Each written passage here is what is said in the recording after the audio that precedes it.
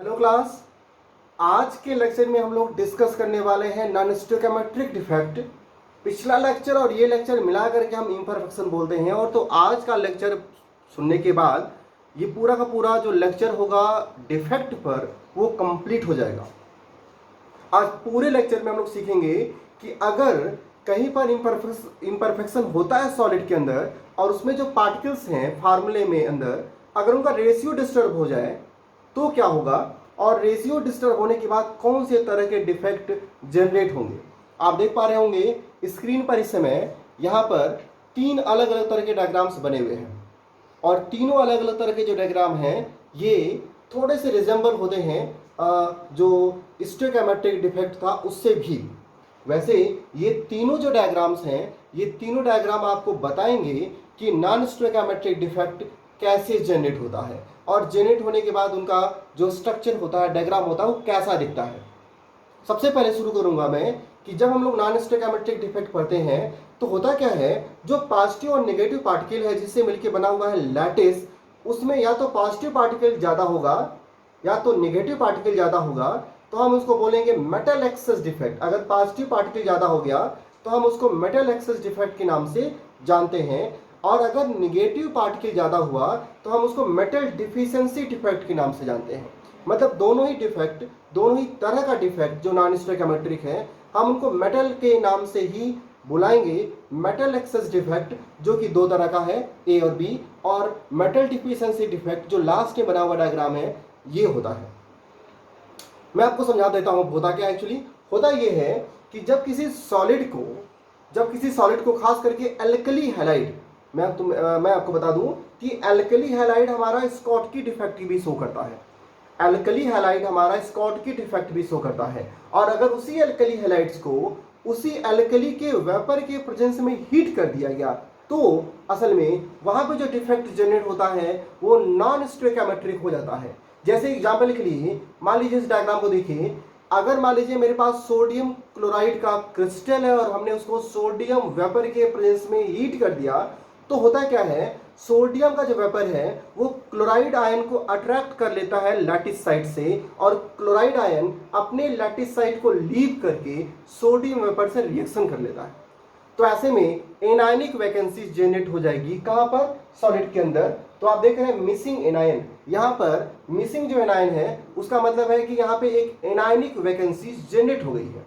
ये ऐसे ही हुआ कि सोडियम वेपर क्लोराइड आयन से रिएक्शन कर लेता है और क्लोराइड आयन अपना रेगुलर जो पोजीशन है, जो रेगुलर साइट है, उसको लीव करके बाहर चला जाता है।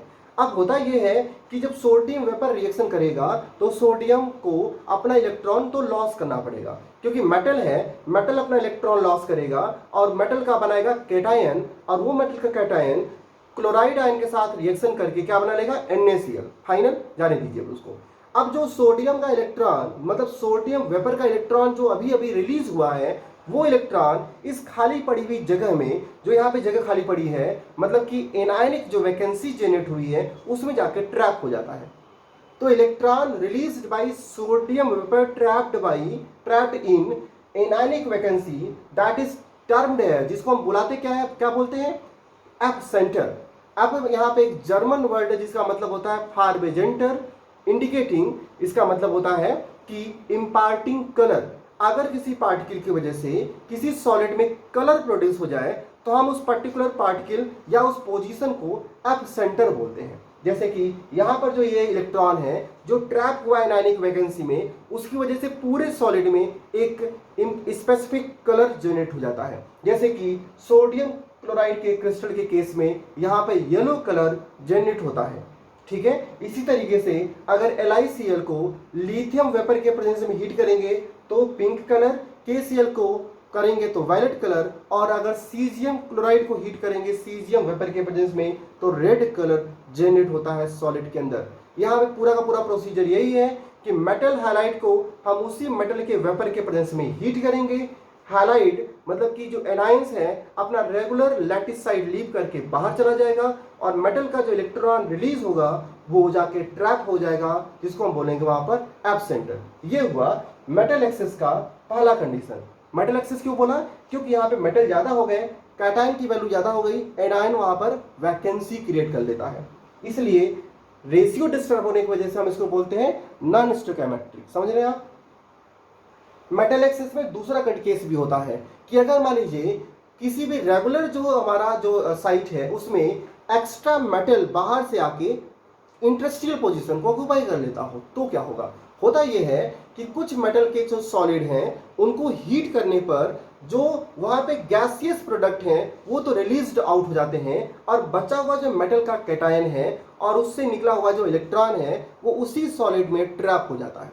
जैसे कि एग्जांपल के लिए जिंक के ऑक्साइड को अगर हीट करेंगे तो जो जिंक का कैटायन है और जो इलेक्ट्रॉन रिलीज हुआ है ये दोनों ही इंटरस्टियल पोजीशन, मतलब कि जो पार्टिकल के बीच में गैप है उसमें जाके ट्रैप हो जाते हैं इंटरस्टियल कैटायन और फ्री इलेक्ट्रॉन के नाम से, जबकि ऑक्सीजन गैसियस प्रोडक्ट होने की वजह से रिलीज आउट हो जाता है। यहाँ पर भी एनायन मतलब कि जो नॉन मेटल वाला जो पार्टिकल है वो कम पड़ जाता है, इसकी वजह से हम इसको बोलते हैं मेटल एक्सेस डिफेक्ट। और ये दूसरा पॉसिबिलिटी है जिसको बोलते हैं कि by the presence of extra cation in interstitial site, यहाँ पर कैटायन इंटरस्टियल साइट को ऑक्युपाई करने की वजह से ऐसा तरह का जो सॉलिड डिफेक्ट है वो जनरेट हुआ है। इसमें आप देख रहे हैं कैटायन और इलेक्ट्रॉन इंटरस्टियल पोजीशन को ऑक्युपाई कर लेते हैं। दोनों कंडीशन में एक बात ध्यान रखिएगा कि नॉन स्टोकैमेट्रिक में पार्टिकल का रेशियो डिस्टर्ब होता है, चार्ज कभी डिस्टर्ब नहीं होता। हमेशा सॉलिड का जो चार्ज होगा वो अपना न्यूट्रलिटी मेंटेन रखेगा, इसलिए जितना यहाँ से नेगेटिव चार्ज ज़्यादा है उतना इलेक्ट्रॉन ट्रैप होता है, चार्ज डिस्टर्ब नहीं हुआ। जितना यहाँ पे कैटायन आके इंटरस्टियल पोजीशन को ऑक्युपाई करेगा उतना इलेक्ट्रॉन यहाँ पे ऑक्युपाई करेगा, तो चार्ज डिस्टर्ब नहीं होगा, बस पार्टिकल का रेशियो डिस्टर्ब होगा, जिसको हम लोग बोलेंगे नॉन स्टोकैमेट्रिक डिफेक्ट। दूसरी पॉसिबिलिटी होती है मेटल एक्सेस के अलावा मेटल डिफिशियंसी। मेटल डिफिशियंसी तब होता है जब कोई भी मेटल का जो सॉलिड है उसमें मेटल मतलब कि जो कैटायन है वो वेरिएबल वैलेंसी शो करता हो। खास करके डी ब्लॉक वाले जो मेटल्स होते हैं उनके पास वेरिएबल वैलेंसी शो करने की टेंडेंसी भी होती है। जैसे एग्जांपल के लिए फेरिक ऑक्साइड या उसी का सल्फाइड या निकिल का जो ऑक्साइड है इसमें आयरन की वैलेंसी होती है +2+3 फेरस फेरिक, और निकिल की वैलेंसी भी +2 और +4 होती है। इसके कंडीशन में होता क्या है कि जब इन सॉलिड को हम लोग हीट करते हैं तो मेटल अपना पोजीशन छोड़ के बाहर चला जाता है, मतलब कि यहाँ पे मेटल वैकेंसी जो है जनरेट हो जाती है, जिसको हम बोलते हैं कैटायनिक वैकेंसी। और कैटायनिक वैकेंसी जनरेट होने की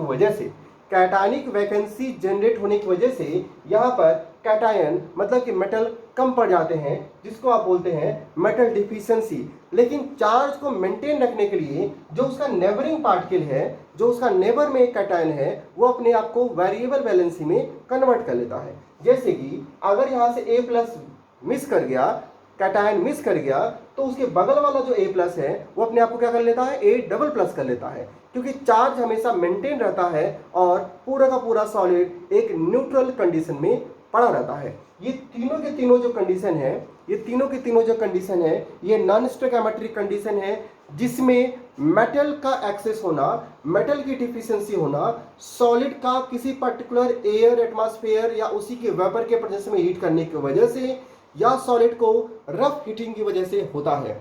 अगर कैटायन का साइज छोटा या बड़ा है, डिस्टर्ब ज़्यादा है, तो वहाँ पे कैटायन डिसलोकेट हो सकता है या कैटायन अपना साइज छोड़ के बाहर जा सकता है। जबकि दूसरे कंडीशन में एनायन बाहर जाने का मतलब ये हुआ कि किसी एटमॉस्फेयर के प्रेजेंस में रिएक्शन हो रहा है, जिसकी वजह से एनायन उससे रिएक्शन कर लेता है। चार्ज को मेंटेन करने के लिए हमेशा ही इलेक्ट्रॉन ट्रैप होते हैं। अब आते हैं इनकी प्रॉपर्टीज के बारे में।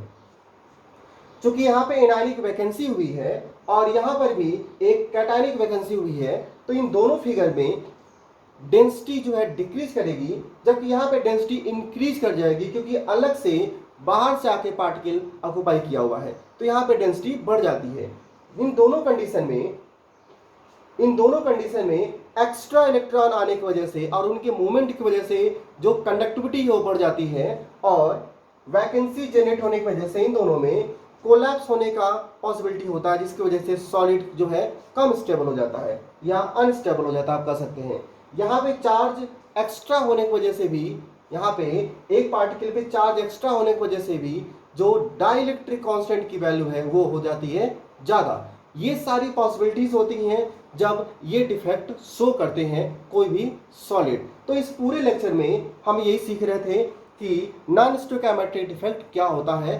लास्ट में मैं आपको बता दूं, अगर किसी सॉलिड में बाहर से कोई इंप्योरिटी ऐड हो जाए तो उसको बोलते हैं हम लोग इंप्योरिटी डिफेक्ट। इंप्योरिटी डिफेक्ट में हमेशा इतना ही होता है, और हमेशा ही जब इंप्योरिटी डिफेक्ट ऐड होती है तो उस इंप्योरिटी जिस साइट को ऑक्यूपाई करती है उस साइट वाले कैटायन को हटा देती है।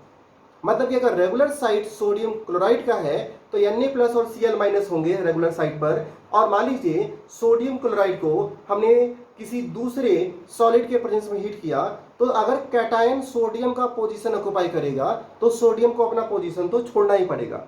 तो बाहर से जब भी कोई particle specially cation regular side को ऑक्यूपाई करते हैं तो हम उनको बोलते हैं इंप्योरिटीज डिफेक्ट।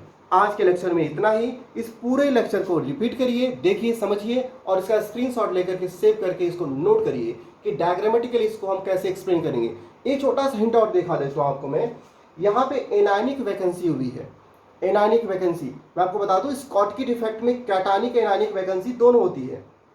ये जो डिफेक्ट है ये फ्रेंकल डिफेक्ट जैसा दिखता है, क्योंकि फ्रेंकल डिफेक्ट में भी क्या होता है, मेटल जो है डिसलोकेट होकर के इंटरस्टिशियल साइट को ऑक्यूपाई करते हैं। लेकिन डिफेक्ट वहां पे डिफरेंस है कि वहां पर मेटल अपने पोजीशन से डिसलोकेट होते हैं, यहाँ पे मेटल बाहर से आके ऐड हुए हैं, साथ में इलेक्ट्रॉन भी है। तो ये डायग्रामेटिकल डिफरेंस है। यहाँ पर कैटायनिक वैकेंसी हुई है, जबकि स्कॉटकी में भी कैटायनिक वैकेंसी होती है, और साथ में एनायनिक वैकेंसी होने की वजह से भी ये डिफरेंस बना रहता है। इस तरीके से आप डायग्रामेटिक डिफरेंस को समझिएगा, जिस पे बेस्ड क्वेश्चन आपको करवाए जाएंगे आपके एग्जामों में। ठीक है, थैंक यू।